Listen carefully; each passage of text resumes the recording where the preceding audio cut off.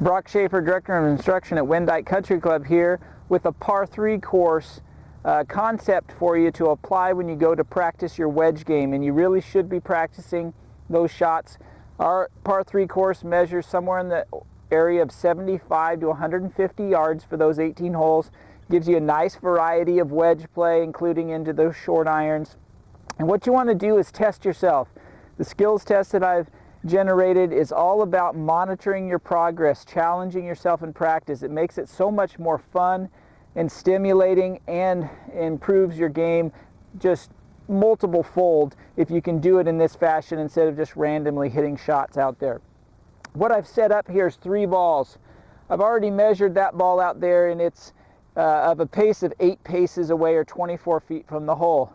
These balls here, I'm going to step it off from the hole. It's very simple to do it.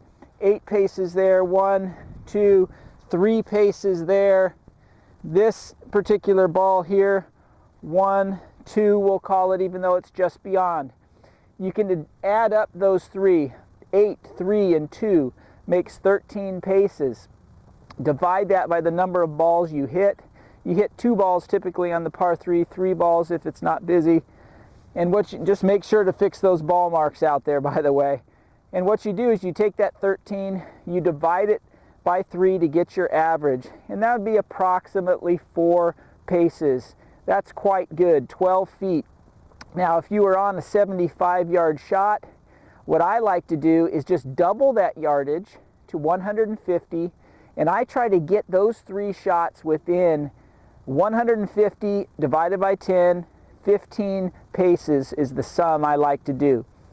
If I had a longer shot of 100 yards, I would double that to 200, take off the back 0 there. You get 20 paces, or 6 to 7 paces per shot.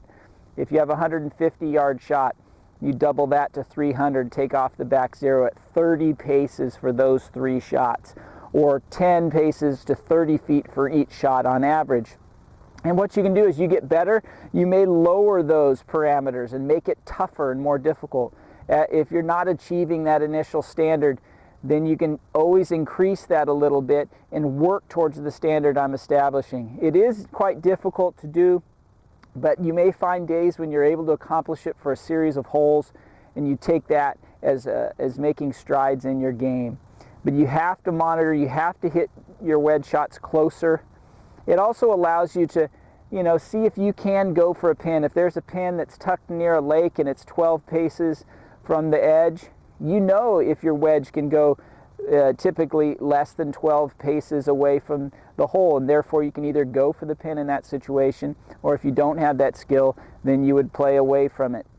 Just a highly beneficial skill for improvement and strategy on the golf course with your wedge game.